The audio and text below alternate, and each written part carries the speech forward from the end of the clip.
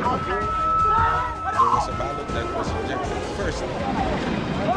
Live mula sa GMA Network Center, ito ang 24 Oras. Mga kapuso, mahigit 30 probinsya sa Visayas, Mindanao, pati Southern Luzon ang nasa ilalim ng wind signal dahil sa bagyong Basyang, ayon po yan sa Pag-asa. Mas lumakas pa ang Basyang na ngayon isa ng tropical storm. Batay sa kasalukuyan nitong kilos, inaasahang magla-landfall ito sa Surigao del Sur ngayong gabi o bukas ng umaga. Sunod nitong tatawirin ng ilang bahagi ng Visayas at Southern Luzon hanggang sa weekend.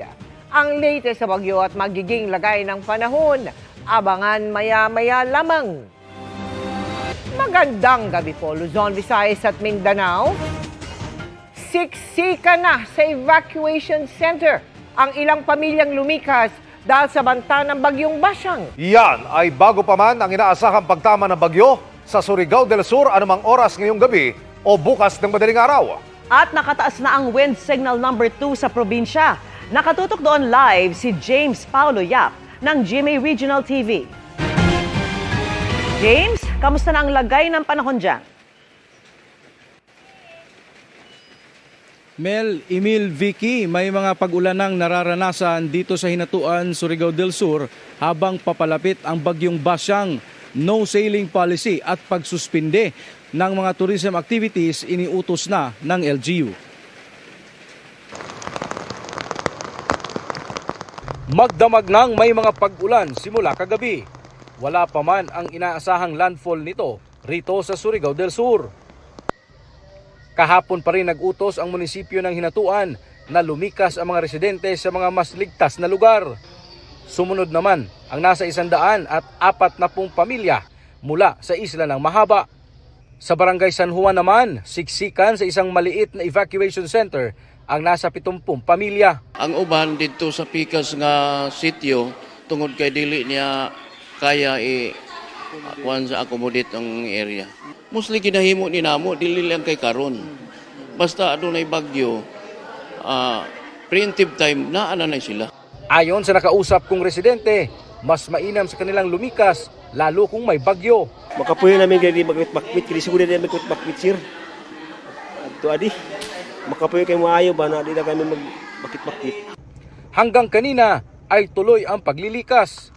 Kabilang ang mga galing sa barangay Aquino na kinailangang magbangka. So katong galino bitaw kusog sir, nilawom na siya kang nigoro lang ko kay ang among balay na sa tubig.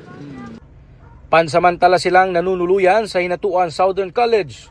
Nakahanda naman ang tulong mula sa DSWD. Ipinagbawal na rin ang pagpalaot ng mga mangingisda habang nakataas ang wind signal number 2. Kaya't nagtulungan ang mga mangingisda na maiangat ang kanilang mga bangka upang hindi masira kung lumakas man ang alon sa dagat. Kailangan makinig sa advice ng LGU at sa lahat ng mga mangingisda, please, I issued my memo, huwag muna kayong pumalaot, baka madisgrasya. Ipinagbawal din muna ang lahat ng tourism activities tulad ng island hopping at pagbisita sa pamosong Enchanted River. Vicky, sa mga sandaling ito ay nakakaranas tayo ng moderate to heavy rains na may kasamang pagbugso ng hangin. Kaya't pinapayuhan ang mga residenteng nakatira na nasa gilid ng dagat na maging alerto. Inaasahan na mararamdaman dito sa Hinatuan ang epekto ng bagyong Basyang ngayong gabi hanggang bukas ng madaling araw. Balik sa iyo, Vicky. Maraming salamat sa iyo, James Paulo Yap ng GMA Regional TV. Dalawang kongresista mula Luzon ang posibleng nasa likod ng iligal na paggawaan ng peking sigarilyo sa Pampanga, kung saan pinagtatrabaho pero hindi umano pinasasahod ang mga manggagawa. Ayon yan sa Department of Interior and Local Government. Nakatutok si Darlene Kai. We suspect there are two northern Luzon politicians behind it.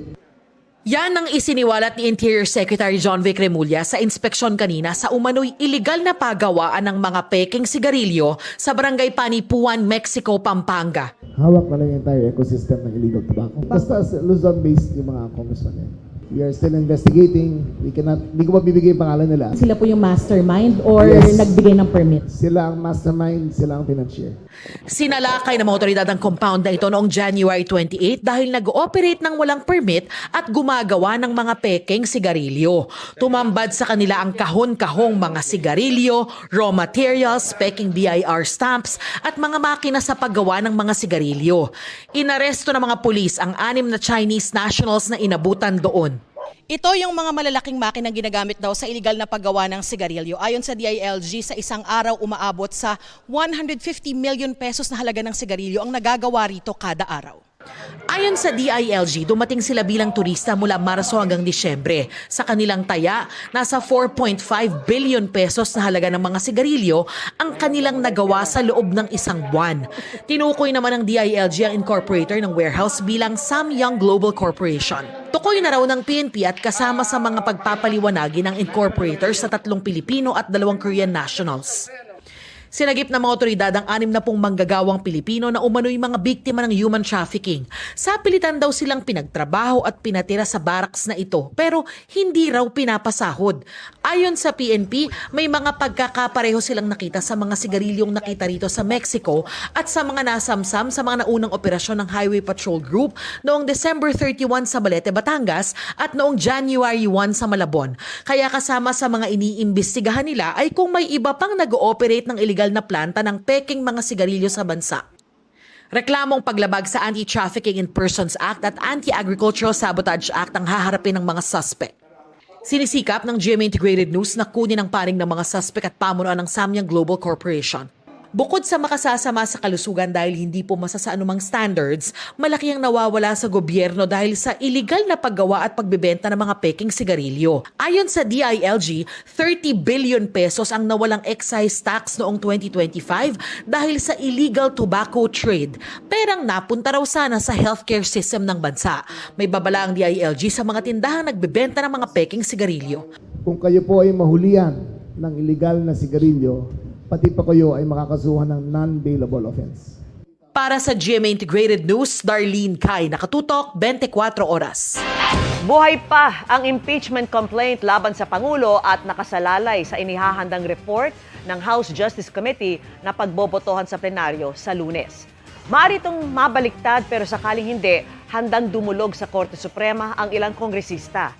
Kung ilang boto ang kailangan para matuloy ang impeachment sa pagtutok ni Tina Panganiban Perez. Please raise your right hand. Matapos bumoto ang House Committee on Justice na insufficient in substance ang 2 impeachment complaints laban kay Pangulong Bongbong Marcos, kailangang gumawa ng report ang komite na pagbobotohan sa plenaryo kung nasaan ang susunod na hamon. Pagbobotohan ng lahat ng kongresista kung pabor sila sa report ng Justice Committee. Kailangan lang ng 1/3 o 105 na kongresista para tuluyang mabasura ang report. Ayon sa chairperson ng komite, wala pang nangyayaring pagbaligtad ng plenaryo sa Justice Committee report. Pero sakaling mangyari yan, When reversed by at least 1/3 of all the members, the Committee on Justice will be constrained to come up with an articles of impeachment in view of that reversal. kung tatanggapin naman ang report, tuluyan ang mamamatay ang impeachment complaint. Mismo ang Makabayan Bloc na nag-endorso sa Masa et al. Impeachment complaint laban kay Pangulong Bongbong Marcos, aminadong mahihirapan silang makakuha ng boto sa plenaryo. Pero gagawin pa rin daw nila ang lahat para makumbinsi ang mga kasamahan sa Kamara. Tutuloy pa sa plenaryo so may boto pa ron.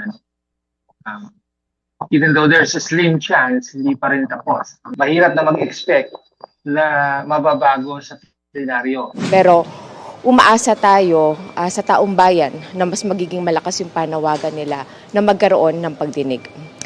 Bukod dyan, yung hinahanap kasi na big fish ng ating mga kababayan. So, tingin ko wala akong chances na makakuha ko ng 1/3 Zero. vote. Nil. Well, they might get some votes, but not 1/3 of all members. Kaya pinag-aaralan din ng Makabayan Bloc ang pagdulog sa Korte Suprema. Di pa tiyak ang magiging argumento roon.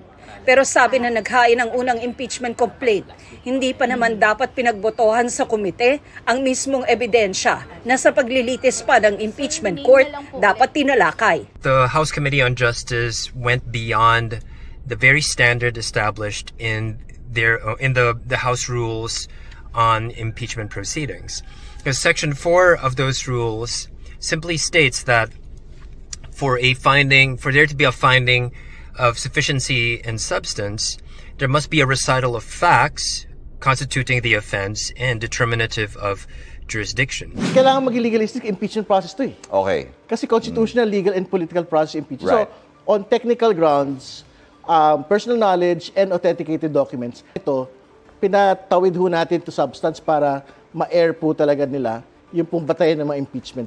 Sinagot naman ng committee chairperson ng punang tila ipinagtanggol ng mga miyembro ang Pangulo. We do not deny that somehow this is a numbers game, no? But in all fairness sa lahat ng mga members ng Justice Committee, the Filipino people were able to witness the extensive and exhaustive deliberation that we did in the determination not only of substance but even in form, di ba? Para sa GMA Integrated News, Tina Panganiban Perez, nakatutok, 24 oras. Magkahiwalay na disgrasya sa kalsada. 2 sasakyan ang nahulog sa bangin sa Negros Oriental at Sorsogon. Tila napitpit na lata ang dump truck na ito ng Bayawan City Hall nang mahulog sa isang bangin sa Bayawan, Negros Oriental. Walang nakaligtas sa 9 na sakay ng dump truck kabilang ang driver.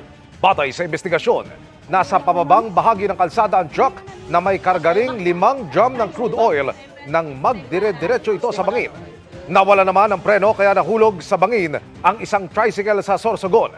Sakay ng driver ang 7 minor de edad na estudyanteng papasok sana sa eskwelahan. Nagtamo sila ng mga sugat at inoobserbahan sa ospital.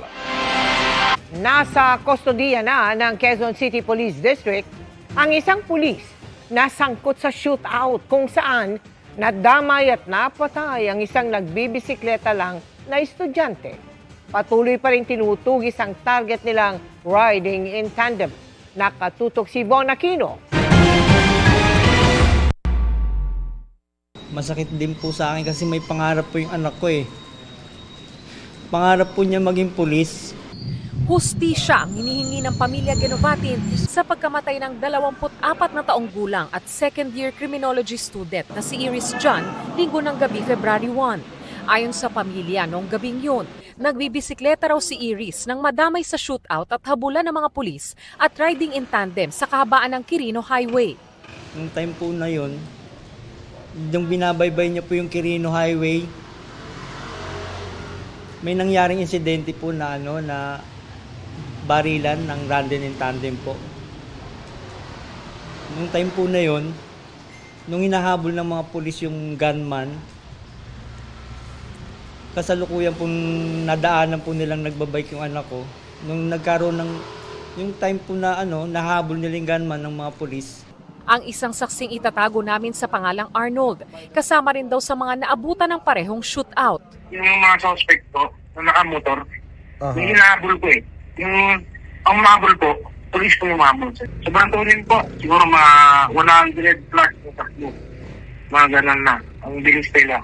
Yung pagdaan po ng yung mga pulis sa yung hinahabol na motor, pinutukan nila yung nakamotor, sumablay po. Bali, ang akala namin, hindi matatamaan yung motor eh. Kaso, natagusan yung si siklista. Pinamahan sa paa, inabutan ko namin, humingi po siya ng tulong. Kaya nag-offer naman po aking tulong. Ang Quezon City Police District bumuo na ng Special Investigation Team para imbestigahan ang insidente. Ayon sa Station Commander ng Novaliches Police, kinuhanan na ng statement ang 5 pulis na sangkot sa insidente at ang isa sa kanila na nagpaputok ng baril, nirelieve na. Nasa kustodiya na ng Quezon City Police District ang pulis na nagpaputok ng baril nang habulin nila ang mga suspect. Pero ayon sa Station Commander ng Novaliches Police, inaalam pa sa investigasyon kung ang pulis nga ang nakabaril sa estudyante o ang mga suspect na kanilang hinahabol. Nung hinahabol daw po nila to, nagpaputok raw po itong mga suspect, kaya daw po gumanti lang daw po sila ng putok. And that's the time na nabaril po yung estudyante? Hindi ko pa po masabi po, pero under investigation na po yan, yung natin. Pero most probably, doon sa pangyayari, nandun po yung estudyante. Bukod dito, inaalam din daw kung may nilabag na police operational procedure ang mga rumesponding pulis. Kasi sa pagkakaalam ko, pagka nasa moving vehicle ka, hindi ka pwedeng magpaputok ng baril. Pero kung halimbawa, sabi niyo nga po, nagpaputok din yung mga suspect, is it okay din na magpaputok sila in retaliation? Depende na rin po kung paano po nila ipapaliwanag po yan sa investigation. Pero anyway, for now, yun po ang nakikita naming violation for administrative violation. Patuloy pa nila ang manhunt laban sa magkaangkas na suspect. Desidido namang magsampa ng kaso ang pamilya ni Iris na nagtungo sa QCPD Criminal Investigation and Detection Unit kanina. Ang gusto ko po talagang mangyari, magkaroon ng hustisya yung anak ko. Kasi ayon doon, kasi ang una kong hiningi kay sir kahapon is yung linaw ng CCTV footage na kung sino, paano, kanino galing yung bala. Yun lang naman yung gusto ko. Then kung sino dapat managot. Pinangako po ng QCPD na bibigyan po namin sila ng patas na investigasyon. Opo. Ngayon po, kung nagkasala po talaga ang mga kapulisan natin, paparusahan po natin yan. Hindi po natin tinotolerate ang pagkakamali dito po. Para sa GMA Integrated News, Von Aquino, Nakatutok, 24 Oras. Sumuko sa NBI si Albuera Mayor Kerwin Espinosa at 2 pang kapwa niya akusado sa isang murder case. 1:00 ng hapon nang nagtungo si Espinosa at 2 kapwa akusado sa regional headquarters ng NBI 7 sa Cebu City. Kasunod ito ng warrant of arrest na inilabas ng RTC Branch 14 sa Cebu City kahapon laban kay Espinosa at 3 iba pa. Walang piyansang inirekomenda ang korte para sa kaso. Sa ngayon, isa na lang sa 4 na akusado ang wala pa sa kustodiya ng mga otoridad. Bahagyang bumilis ang pagmahal ng mga produkto at serbisyo sa bansa nitong Enero. Ayon sa Philippine Statistics Authority, mula sa 1.8% noong December 2025, tumaas ng 2% ang inflation rate noong nakaraang buwan. Pero mas mababa ito kumpara noong Enero ng nakaraang taon. Ang pangunahing nakikitang dahilan sa pagbilis ng inflation ang pagtaas ng renta at singil sa tubig, kuryente at gas. Naka-apekto rin ang pagtaas ng singil sa mga restaurant at accommodation service, gaya po ng mga hotel. Good evening mga kapuso! Surreal moment pong ituring ni Arabel de la Cruz ang kanyang sweet win bilang Grand Champion ng Vailed Cup sa South Korea. Kwento pa ni Arabel, may sinubukan siyang ibang atake sa Grand Finals na di niya inakalang magpapanalo sa kanya. Makichika kay Aubrey Carampel. Birds flying high, you know how I feel. Umpisa pa lang, napawaw na ang judges sa sexy, sultry, and powerful vocals ng pambato ng Pilipinas sa grand finale ng Vailed Cup Korea. It's a new dawn. It's a new day. It's a new life for me. Oozing with confidence. And I'm feeling good. Ang kakaibang rendition ng tinaguriang Laguna Diva sa hit song ni Michael Bublé na Feeling Good. Blown away nga ang judges, kabilang si K-pop idol at Girls' Generation member Tiffany Young na binigyan pa siya ng solid 100 points. At nang i-reveal kung sino ang nasa likod ng veil,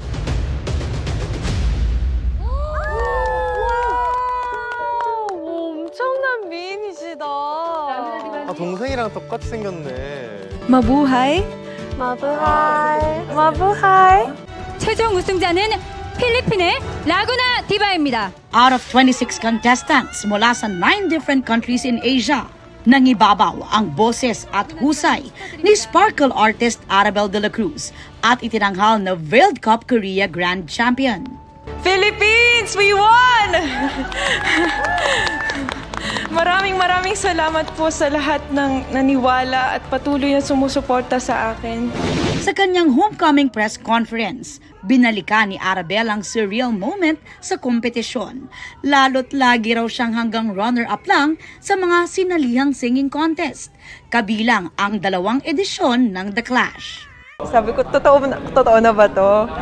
Like, is this for real? Kasi sabi ko, sa lahat ng sinalihan ko, umaabot lang ako sa grand finals. Talaga, binibigay niyo na ba sa akin to? Bukod sa pressure, naging kalaban din daw ni Arabel sa competition ang lungkot dahil mag-isa lang siya sa Korea noong nagpasko, nagbagong taon at nung birthday niya.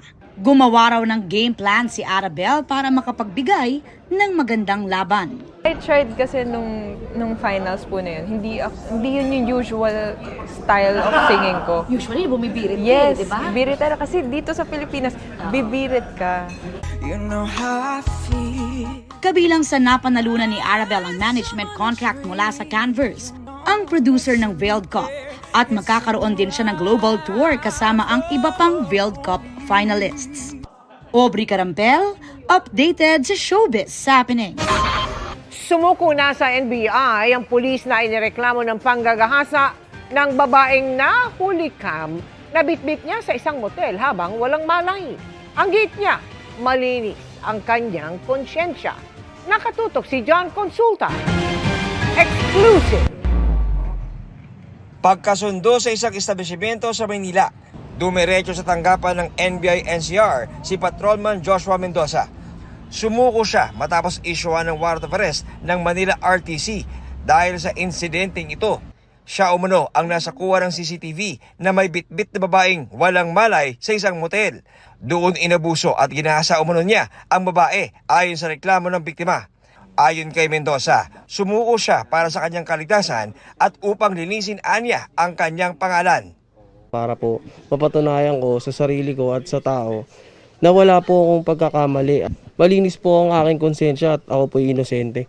Wala po akong ginawang mali sa tao na iyon. At handa po akong harapin sa tamang proseso ang pinaparatang po niya sa akin. He is very much willing to prove his innocence dito sa mga kumakalat na balita sa kanya. The fact that he is voluntarily surrendering to the authorities shows that he's not evading the law. He trusts the legal processes in this jurisdiction, and he is ready to face the allegations against him head-on. Matapos kausapin ng mga opisyal ng NBI, isinailalim sa medical at kinuna na ng fingerprints at mugshot ang pulis. Nagkaroon po ng isang viral video nung nakaraang month kung saan ang isang babae supposedly unconscious dinala doon sa may isang hotel room at kung saan allegedly nangyari ang rape. Eventually, the warrant was issued by the court. Ngayong hawak na ng NBI ang suspect, makakapagsimula na ang mga pagdinig sa korte kaugnay ng aligasyong ibinabato sa respondent. We will be returning the warrant of arrest, informing the Honorable Court of the voluntary surrender and the arrest of the subject. That will be the start nitong pagbulong ng hustisya to both parties, no? So ang korte na po ang bahala dyan. Masaya naman ang biktima ngayong nahuli na ang lalaking sinasabi niyang nang abuso sa kanya.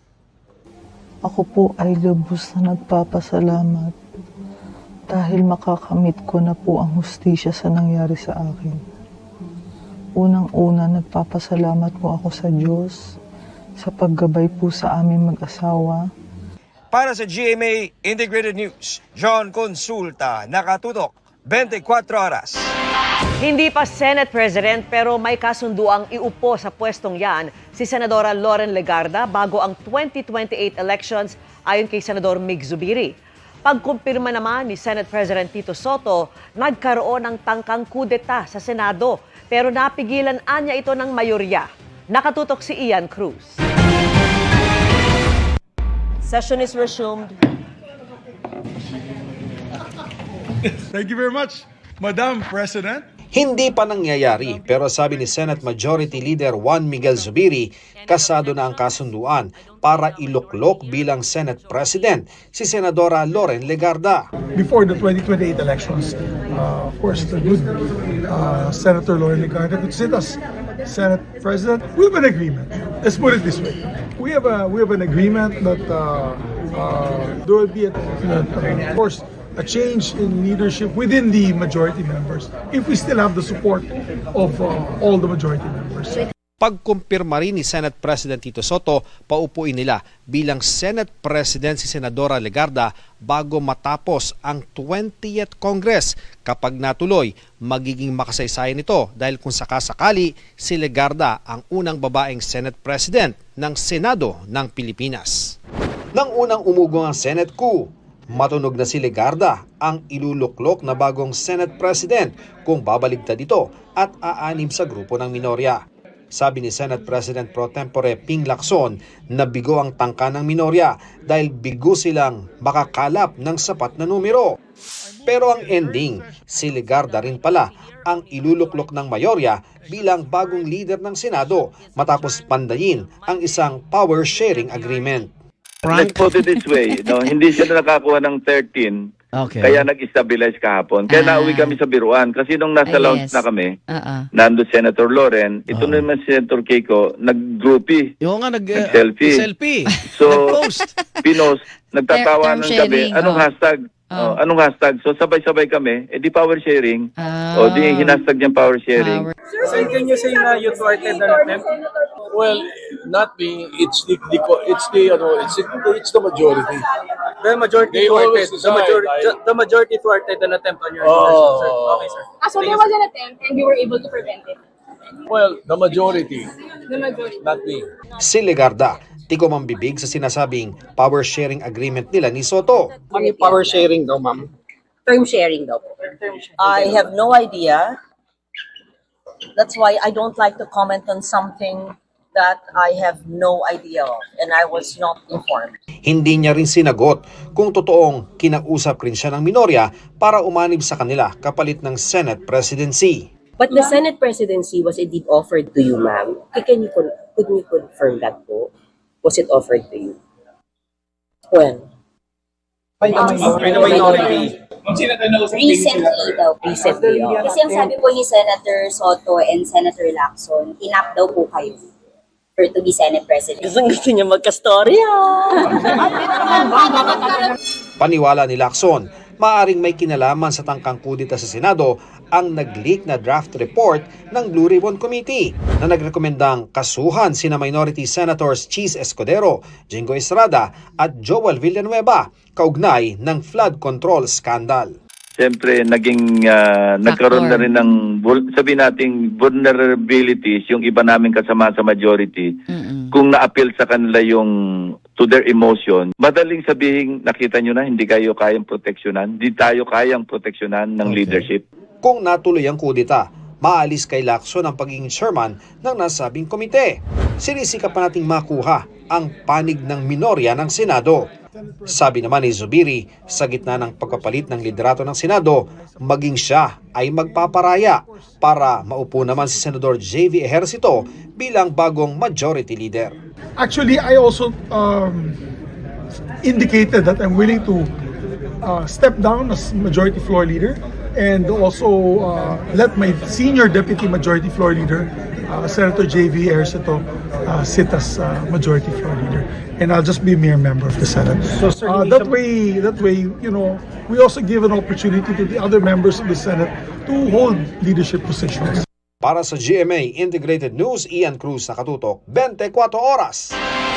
Stranded naman ang maraming pasahero sa Pantalan sa Cebu matapos kanselahin ang biyahe ng mga sasakyang pandagat dahil sa bagyong Basyang. Nakatutok live si Alan Domingo ng GMA Regional TV. Alan! Emel, ito ang sitwasyon ngayon sa Pantalan dito sa Cebu City. Parehong isinara ang gate ng Pier 1 at Pier 3 dahil sa kanselasyon ng mga biyahe. Sa Pantalan ng Cebu City, nagpalipas ng gabi ang mga pasahero stranded dahil sa bagyong Basyang.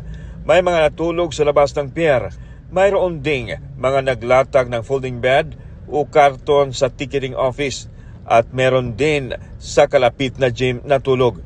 Gaya ng 13 trabahador sa isang kumpanya sa Negros Occidental na bibiyahe sana papuntang Bohol. Stay na din sa tinagong gym. Antayan lang namin yung bagyo na lumabas tsaka kami makabiyahe papuntang Buhol. Mahirap talaga pag wala kayong budget kasi mahirapan nyo dito. Dire rin mag-stay na may pomdre. Salamat po mi sa Kapitan Dre na nagpakuan sa mga dire. Kaninang umaga, naabutan pa namin ang mga turistang ito na papunta sana sa Bohol. Dismayado man, wala raw silang magagawa. Kaya bumalik na lang sa kanilang tinutuluyan. We were in Palawan before and it was really good because weather is really good, and now in Cebu is we are really scared. We don't know what to do.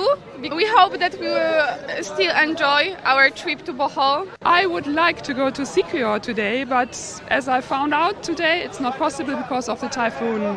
Ayon sa Coast Guard, gusto lang nila masiguro ang kaligtasan ng mga pasahero kaya mahigpit na ipinapatupad ang protocol sa biyahe sa dagat kung may storm warning signal.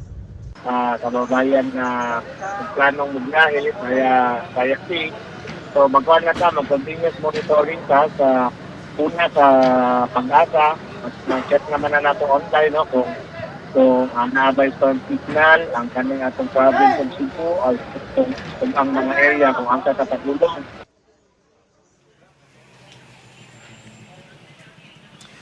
Email sa data ng Philippine Coast Guard Cebu, umabot na sa 632 ang stranded passengers sa kanilang jurisdiction. Patuloy naman ang kanilang abiso sa mga tao na huwag tumuloy dahil sa masamang panahon. Email. Maraming salamat, Alan Domingo ng GMA Regional TV. Narito ang update sa bagyong Basyang na inaasahang magla-landfall anumang oras mula ngayon. Makakasama natin si Amor La Rosa ng GMA Integrated News Weather Center. Amor, saan lugar na ba nararamdaman ng bagyo? Salamat Mel, mga kapuso, mas lumakas at mas lumalapit na ang bagyong Basyang kaya dumami na rin yung mga lugar na isinailalim sa wind signals. Dahil isa ng tropical storm ang bagyong Basyang, nagtaas po ang pag-asa ng wind signal number 2 sa Siquijor, southern portion ng Negros Oriental, southern portion ng Negros Occidental, southern portion ng Cebu at pati na rin sa southern portion ng Bohol. Kasama rin po sa under wind signal number 2 ang Surigao del Norte, Siargao, Bukas Grande Island, Surigao del Sur, extreme northern portion ng Davao Oriental, pati na rin ang Agusan del Norte at Agusan del Sur. Kasama rin po dito itong Misamis Oriental, northern portion ng Bukidnon, northeastern portion ng Lanao del Norte, northeastern portion ng Misamis Occidental at ganun din ang Camiguin. Wind signal number 1 naman ang nakataas sa southern portion ng Occidental Mindoro, southern portion ng Oriental Mindoro, southern portion ng Romblon, northern portion ng Palawan, ganun din po sa may Calamian Islands, Cuyo at Cagayan-Silio Islands. Nakataas din po yan dito sa southern portion ng Eastern Samar, southern portion ng Samar, Biliran, Leyte, southern Leyte, natitirang bahagi ng Bohol, natitirang bahagi ng Cebu, ganun din po sa natitirang bahagi ng Negros Oriental at ng Negros Occidental, Guimaras, Iloilo, Capiz, Aklan at pati na rin sa Antique. Wind signal number 1 din sa Dinagat Islands, northern and central portions ng Davao Oriental, Davao de Oro, gano'n din po dito sa Davao del Norte, northern portion ng Davao del Sur, natitirang bahagi ng Bukidnon, northern portion ng Cotabato at pati na rin dito sa Lanao del Sur. Nakataas din ang wind signal number 1 sa northern portion ng Maguindanao del Norte, natitirang bahagi ng Lanao del Norte, natitirang bahagi ng Misamis Occidental, eastern at central portions ng Zamboanga del Norte, northern and central portions ng Zamboanga del Sur at pati na rin sa northern portion ng Zamboanga Sibugay. Mga kapuso, mararanasan po sa mga nabanggit na lugar yung pabugso-bugsong hangin na may kasama ring mga pag-ulan. Huling namataan ng sentro ng bagyong Basyang sa layong 150 kilometers silangan ng hinatuan sa Surigao del Sur. Taglay po ang lakas ng hangin nga abot sa 75 kilometers per hour at yung pagbugso naman nasa 90 kilometers per hour. Kumikilos po ito pa west-northwest sa bilis naman na 25 kilometers per hour. Mga kapuso, bago po ngayong taon, 2021 pa huling nagkabagyo dito sa loob ng Philippine Area of Responsibility sa buwan ng Pebrero. Ayon po sa Pag-asa, bagamat bihira po yung mangyari, may tsansa po talagang magkabagyo ng ganito kaaga dito sa loob ng ating PAR. 0 or 1 kasi ang karaniwan tuwing Pebrero, batay po yan sa historical data. Sa magiging pagkilos naman ng bagyong Basyang ngayong gabi o bukas po ng madaling araw, ito posibleng tumama. Dito yan sa may Surigao del Sur at pagkatapos po tawirin ang bahagi ng Mindanao, may tsansa ito na dumikit o magkaroon pa ng isang landfall. Dito yan sa may Siquijor at pati na rin sa southern portion ng Negros Oriental bukas po ng hapon o di kaya naman ay sa gabi. Hanggang sa makarating na po yan dito sa bahagi ng Sulusi at sunod naman tutumbukin itong northern portion ng Palawan maaring Sabado ng hapon at gabi. At dahil po sa interaksyon nitong bagyo dito po sa ating kalupaan at epekto po ng malamig na amihan, pwedeng humina itong bagyo sa mga susunod na araw. Posible rin pong magbago pa yung track nitong bagyong Basyang kaya tutok lang po sa updates. Ngayon pag-usapan naman po natin yung mga pag-ulan base po sa datos ng Metro Weather. Kanina nabanggit po yung wind signals, yung po ay tumutukoy sa lakas ng hangin na dapat paghandaan. Ngayon po yung mga pag-ulan, ngayong gabi pa lang mararanasan na po yung maulang panahon. Dito yan sa malaking bahagi ng Visayas at ng Mindanao. Dito po concentrated yung mga pag-ulan ng bagyo. Kasama po dito ang Samar and Leyte provinces, ganoon din ang Cebu, Bohol, Negros Island region at pati na rin ang ilang bahagi ng Western Visayas. Ganoon din po ang mararanasan sa halos buong Mindanao at meron po mga matitinding pag-ulan na inaasahan, lalong-lalo na sa may Caraga and Davao region, Barm at maging dito sa northern portions ng Mindanao. Halos magdamag po yung mararanasan kaya naku maging alerto po sa mataas na banta ng mga pagbaha o landslide. Bukas ng umaga may mga malalakas na ulan pa rin dito po yan sa Visayas and Mindanao areas at posible rin po makaranas sa mga kalat-kalat na ulan ang ilang bahagi ng Bicol region, ganoon din ang Mindoro provinces at Palawan. Pagsapit po ng hapon, mas mararanasan na yung malawakang mga pag-ulan sa Central and Western Visayas, ganoon din sa may Zamboanga Peninsula at ganoon din dito sa Barm at medyo maulan na rin po ang panahon sa halos buong Mimaropa at pati na rin sa mas malaking bahagi pa ng Kabikulan. Sa ibang bahagi po ng Luzon, kabilang ang Metro Manila, bukod po sa bahagyang paglamig ng ating panahon, posible rin po yung mga kalat-kalat na pag-ulan dala ng hanging amihan. Yan ang latest sa ating panahon. Ako po si Amor La Rosa para sa GMA Integrated News Weather Center. Maasahan anuman ang panahon. Mark your calendar sa kauna-unahang Sparkle Run na gaganapin this May 30. Bukod sa health and wellness, layon din itong i-promote ang history ng bansa. Makichika kay Nelson Canlas. Get ready to run with the stars dahil on May 30, magaganap ang first ever Sparkle Run. Lumagda ng Memorandum of Agreement para rito sina GMA Network Senior Vice President Attorney Annette Gozon Valdez, Sparkle GMA Artist Center First Vice President Joy Marcelo, Run Rio President and CEO Coach Rio de la Cruz, at Manila City Mayor Isko Moreno. Gusto natin kasi i-promote rin ang health and wellness dito sa Sparkle and marami talaga tayong artists and influencers na into fitness and excited kami to show sa mga tao na we have to take care of our health. And I'm very happy na kapartner natin dito ang City of Manila. We are very happy with this partnership, no, kasi syempre yung running ngayon ay talagang very popular and gusto pa nating mas may ma-reach out tayo ng mga kabataan, mga kababayan natin na gustong magkaroon ng healthy lifestyle. Bukod sa health benefits, layon din ang race na makapagturo ng kaunting lessons in history ng ating bansa. Iikot ang race route sa iba't ibang iconic at historical landmarks sa Maynila. Manila is a very old city, but it has a lot of story to tell and a lot of history. And it's opportunity also for the younger generation to be reminded ng mga naganap at makasaysayang lugar.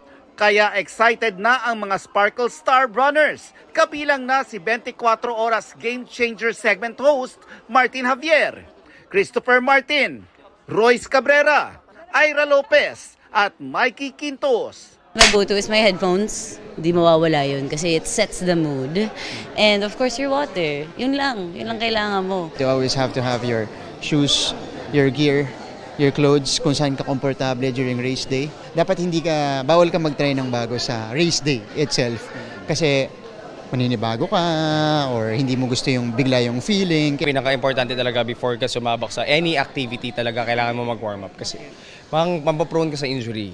So mas lalo kang hindi makakakilos, plus hindi magiging efficient yung workout na gagawin mo. Nelson Canlas, updated sa Showbiz Happenings.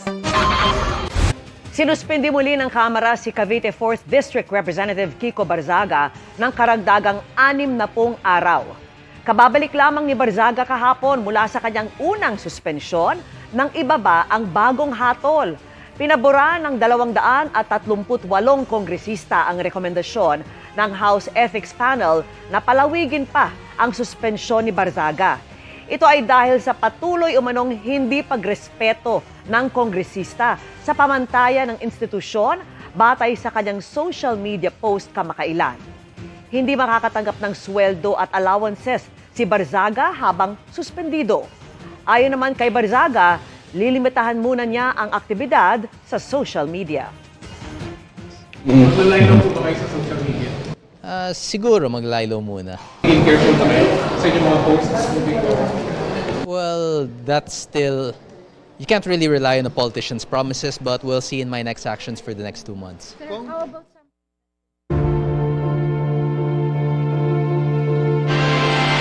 Nagtutulungan na ang Interpol at ilang ahensya ng gobyerno para ma-issuehan ng red notice si dating Congressman Zaldico. Kaugnay ng flood control scandal, maaari na ring isubasta ang mga nabawing sasakyan niyang umano. Naaabot sa mahigit 140 milyong piso ang halaga. Nakatutok si Joseph Morong. Gumagalaw na ang Interpol para matunton ang pinaghahanap na si dating Congressman Zaldico dahil sa warrant of arrest ito galing sa Sandigan Bayan, kaugnay ng 289 million pesos na Money Ghost Flood Control Project sa Oriental Mindoro. Ayon sa National Bureau of Investigation o NBI, humingi na ng karagdagang dokumento ang Interpol mula sa Department of Justice, Ombudsman at Sandigan Bayan para sa hinihinging red notice laban kay Ko. Meron pong hinihingi na supplemental information ang Interpol and we are given up to February 11 to submit this supplemental information para po makapag-decide sila dun sa ating request. Hopefully, after we submit on February 11, ma-actionan po agad ito. Ayon sa website ng Interpol, ang red notice ay isang request sa mga law enforcement agency sa buong mundo para tuntunin at pansamantalang hulihin ang isang tao habang hindi pa ito i-extradite o kusang sumuko. Hindi raw ito isang international arrest warrant. Wanted daw ang isang individual ng nag-request na bansa o isang international tribunal. Nasa nag-request na raw na bansa kung gagamitin ang sarili nitong mga batas kung ipapaaresto ang isang tao. Nasaan na nga ba si dating Congressman Zaldico? Kung ang isang petisyon niya ang pagbabasehan, nasa Stockholm, Sweden siya noong isang buwan. Taliwas sa naunang sinabi ng pamahalaan na nasa Portugal ito. We have leads, pero base po sa huli kong binanggit na hindi muna po kami magsasalta. Although continuous po ang ating International Operations Division sa kanilang coordination sa aming mga foreign counterparts. Kinumpirma naman ng abogado ni Ko na si Attorney Rui Rondain na nagpunta nga sa Sweden si Ko para personal na pirmahan ang affidavit niya. Pero wala itong impormasyon ng kasalukuyan nitong lokasyon. I do know that he was there for a couple of days kasi sinainan nga niya yung mga affidavit. Opo. But that's all I know. I don't know where he was before and after he signed. So that's a government-to-government thing. So hindi ako nakikialam dyan. Kausap ni Rondain si Ko kamakalawa lamang para tanungin kung totoo may ipinadala itong mga emisaryo sa gobyerno para makipag-usap. Itinanggi raw ito ni Ko. Sabi niya, wala daw siyang pinapadala. Tinutuloy pa rin nila. They're still assuming that. So, sa akin, false assumption yun. I don't know where someone got that figure na 57 billion. Eh, ang money involved, ang amount involved sa Sandigan is only 200, 300 million. He will not offer. May petisyon si Ko sa Korte Suprema na ipinapawalang bisa ang kasong isinampa ng Ombudsman laban sa kanya. Naniniwala si Rondain na malakas ang petisyon at posibleng maging paraan ito para umuwi si Ko sa bansa. Pag na-dismiss yung cases, yes. He will come home. Oo, kasi hindi na siya pwede arrestuhin. Ang iba namang mga assets ni Ko na iuugnay sa kanya tulad ng 12 luxury vehicle na nagkakahalaga ng 145 million pesos, maaaring maisubasta na. Nakalagak ang mga ito sa ngayon sa compound ng Independent Commission for Infrastructure o ICI. Pag forfeiture, may forfeit yung mga vehicles na to, hindi nag-reply yung mga registered owners ng mga to, kanino ifo-forfeit na tapos they can be subject for sale na. Bukod sa mga ito, may ilang mga water assets tulad ng mga yate at mga bangka na mga personalidad na iniuugnay sa anomalya ang naka-freeze na ayon sa TWG. Sa February 11 naman, nakaschedule ang subasta ng 8 mga luxury vehicle na mag-asawang kontraktor na sina Pacifico at Sara Diskaya. Para sa GMA Integrated News, Joseph Morong, nakatutok 24 oras. Tinanggihan ng Sandigan Bayan 3rd Division ang hiling ni dating Senador Bong Revilla na mailipat siya sa PNP Custodial Center. Sa kanyang petisyon, tinukoy ni Revilla ang umano'y gang-related violence sa kanyang kasalukuyang detention center sa male dormitory ng New Quezon City Jail. Pero sa isang resolusyon, sinabi ng Sandigan Bayan na binisita nito ang pasilidad at kumbinsido itong sapat ang ipinatupad doong security measures para masigurong ligtas si Revilla at iba pang akusado. Nakakulong si Revilla dahil sa kasong malversation of public funds through falsification of public documents kaugnay sa maanomalyang flood control project sa Pandi sa Bulacan. Walang piyansa o non-bailable ang kasong ito. Ibinasura rin ng korte ang hiling ni Revilla na motion to quash information, motion to quash warrant of arrest, motion to withhold and defer warrant of arrest, at motion for re-investigation. Ayon sa korte, sapat ang mga elemento sa kasong isinampak kay Revilla. Ayon naman sa abogado ni Revilla, pag-aaralan nila kung ano ang kanilang susunod na aksyon kaugnay sa ruling ng Sandigan Bayan.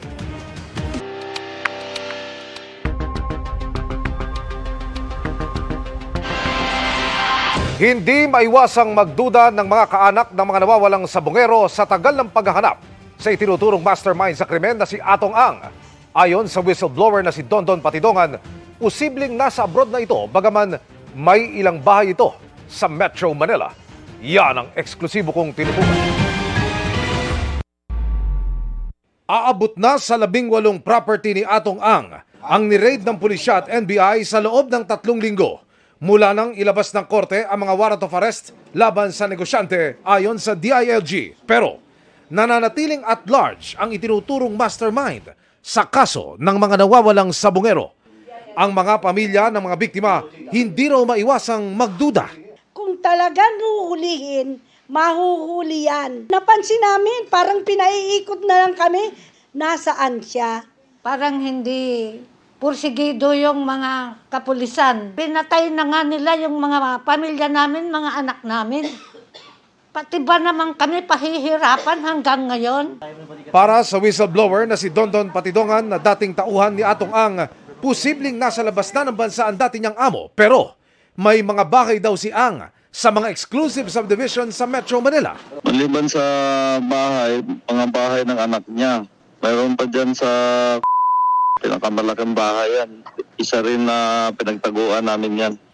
Marami pa rin daw koneksyon si Ang hanggang ngayon. Kaya hindi anya imposibleng lulusot sa butas ng karayom ang warrant of arrest na magkakatid sa kanya sa kulungan. Nasa gobyerno rin lahat yan. Sila rin yun sila nagtitimbre. O Mr. Atong Ang, lalabas na bukas yung warrant mo, umalis ka na. Parang ganun ang pangyayari. Pero sabi ng NBI, marami po tayong verify na information during the past days. We are receiving almost every day fresh information. At yan ay kaagad nating binibigyan ng karampatang aksyon para mahuli natin itong si Mr. Atong Ang. May mga natatanggap din tayong text messages na nasa abroad na daw. We will just take note of those information. And may mga opisina naman na in charge dyan sa international community and verification. Pakiusap ng mga pamilya ng missing sabongeros, dagdagan pa sana ng gobyerno ang 10 milyong pisong patong sa ulo ni Ang. Secretary John Vic Remulla, dagdagan nyo na ho kung doble, triple pa nito kasi baka pinapantayan lang ho ng ating suspect yung pabuya na to. Nananawagan ang pamilya ng mga nawawalang sabongero sa DOJ na i-update sana sila ng korte sa court hearing at mula sa probinsya, ilipat sa Metro Manila ang pagdinig ng mga kaso pati ang kustodiya ng mga akusado. Natatakot din kami pumunta doon. Kasi unang-una, doon nawala lahat ng kamag-anak namin eh. January 23 yung hearing, kahapon lang dumating sa bahay yung subpoena ko. Pagdating po sa hearing, magkaroon naman po kami ng escort ng mga pulis kasi yung safety po namin. Aapela rin daw sila sa DOJ na kung pwedeng buksan sa media ang pagdinig ng kasong ito. Sinusubukan namin kunan ng pakayag ang DOJ at DILG. Binahagi naman ng BJMP ang mga larawan ng Santa Cruz District Jail, San Pablo City Jail Male Dormitory at Lipa City Jail Male Dormitory kung saan posibleng ikulong si Ang kung madarakip. Para sa GMA Integrated News, Emil Sumangil, nakatutok 24 oras. Tila stars aligned para kay Ricky May Davao nang mapili siyang bumida sa una niyang Magpakailanman episode. Makakatandem niya ang kanyang mom na si Jackie Lou Blanco na gaganap ding nanay niya sa episode na mapapanood on Saturday. Alamin sa chika ni Athena Imperial. Matapos ang kanyang pagganap sa GMA Prime Murder Mystery Drama Series na Widow's War, sasabak naman sa madamdaming episode ng Magpakailanman si Ricky May Davao. Unang main role at pagganap ito ni Ricky sa Magpakailanman. Pinaghandaan daw niya ang karakter lalo't ang kwento iikot sa mga mabibigat na pinagdaanan ng OFW na si Nolin, ang yaya sa Singapore na nag-viral online. Siyempre, nininervous ako. But in terms of preparation, may mga similarities din kasi sa pinagdaanan ni Nolin, sa pinagdaanan ko sa personal life ko. Like, let's say, my dad also was sick. And then even yung pinagdaanan niya as a member of the LGBT community, yung Pakiramdam daw ni Ricky meant to be na siya ang gumanap kay Nolin. Lalo't ang kanyang real-life mom na si Jackie Lou ang napiling nanay niya rito. I think when you know each other already, lalo na kami we're mother and daughter, it also makes scenes more comfortable because it's a safe space also. Yeah. At base sa kwentuhan nila ng episode director, may signs daw sa location at mga pangalan ng mga kasama sa set. He shared that the last Magpakailanman episode that my dad did, he directed. Either the last or one of the last, he was a director and they shot here then. Dito rin sa location na to. Tapos nakakatawa yung cameraman namin, yung isa pangalan Ricky. Tapos yung isa, yung nickname Davao. So sabi ko, ano na? Lord, ikaw ba to? Mapapanood sa Sabado, February 7 ang Magpakailanman episode na pagbibidahan ng mag-ina. Athena Imperial updated sa Showbiz Happenings. Inilunsad kanina ang Skills Passport mobile application ng Technical Education and Skills Development Authority o TESDA.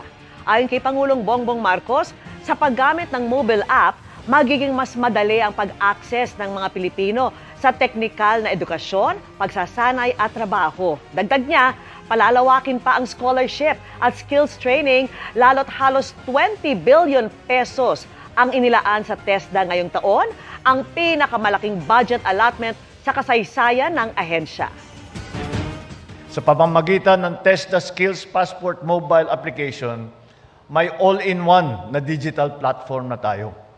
Dito makikita ninyo ang mga mahalagang impormasyon tungkol sa TESDA trainees, scholarship, employment opportunities, TESDA accredited training institution, at TESDA online training courses.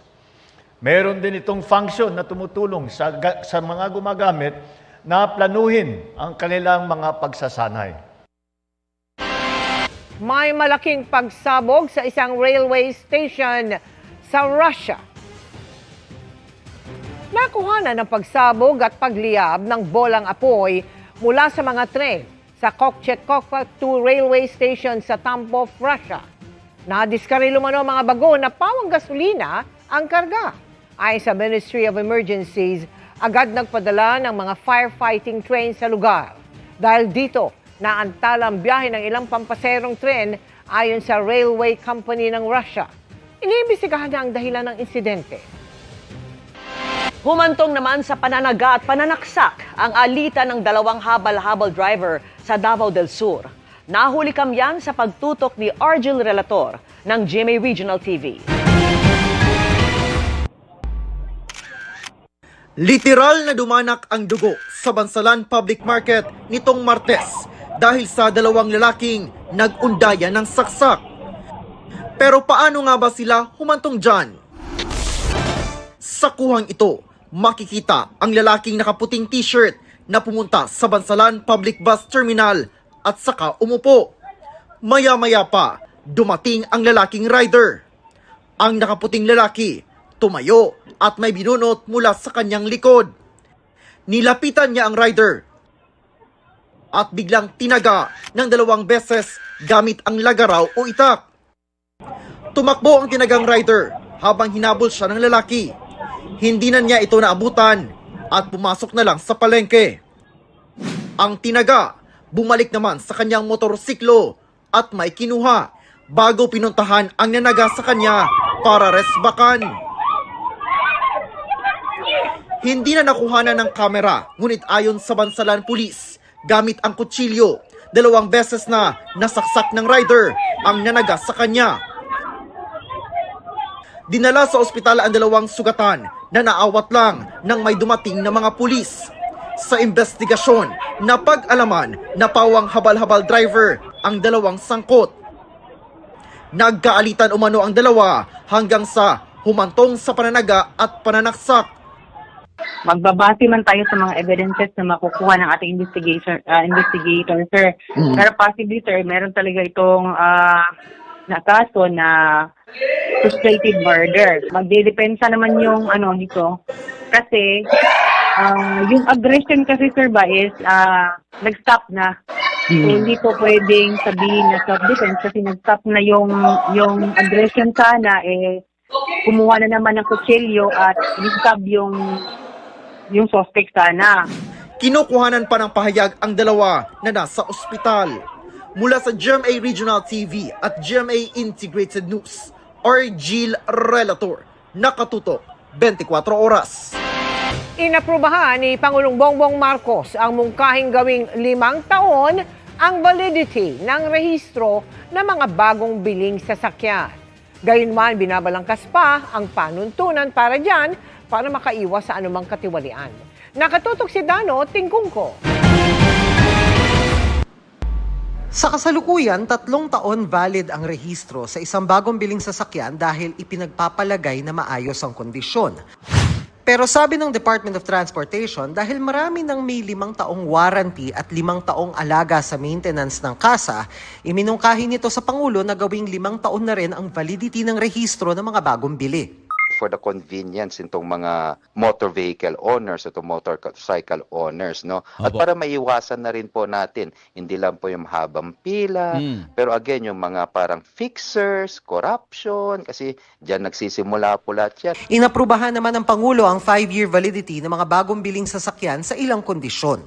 Sabi ng ating Pangulo is to ensure the roadworthiness ng ating mga itong bagong sasakyan.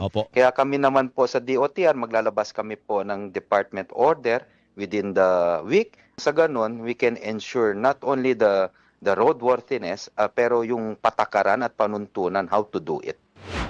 Binabalangkas na ang panuntunan para dyan na inaasahang makakapigil sa katiwalian at makakabawa sa pasanin ng mga nagpaparehistro. Ang nangyayari kasi kapag nagre-renew ka, umaga nagli-leave ka pa sa opisina mo, yung mga inconvenience ba na at least kahit papano maibsan dahil sa paglabas nitong bagong policy. Yung mga Pinoy kasi ngayon busy na karamihan may trabaho. Hanggat maaari, minsan nalilimutan nilang iparehistro yung sasakyan nila, at least 5 years, wala ka nang poproblemahin. Paglilinaw ng LTO, ang hinihintay nilang patakaran ay mapapakinabangan lang ng mga bibili matapos ito maging epektibo. Yun lang pong mga brand new na paglabas po nitong ating 5 years, yung pong magsisimula doon na mga lalabas na mga brand new na sasakyan.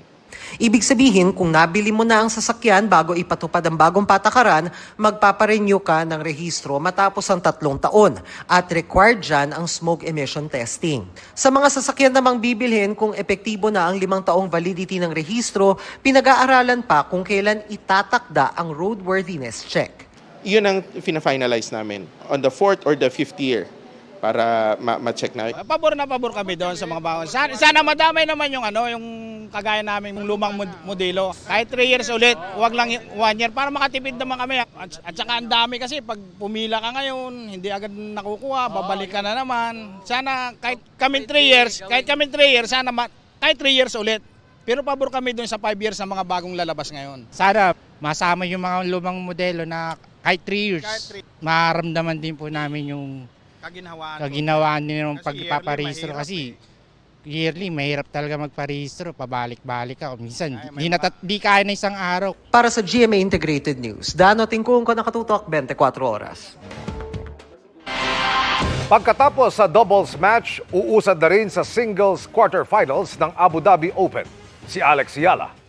Hindi naging madali ang laban kontra kay Alexandra Sasnovich sa round of 16. Sa 1 punto, love o 0 ang score ni Yala na tila pa may hirapan ng bumawi. Pero hindi siya sumuko at humabol sa tie-break. Kontrolado pa rin ni Sasnovich ang laban noong una. Pero nakabawi ang Pinay tennis star at sa huli ay nagwagi. Sulit ang hindi pagbitaw ng mga napakaraming Pilipinong nanood ng live sa mahigit 3 oras na laban. Sunod na kakaharapin ni Yala sa quarterfinals ang kasalukuyang world number 11 na si Ekaterina Alexandrova.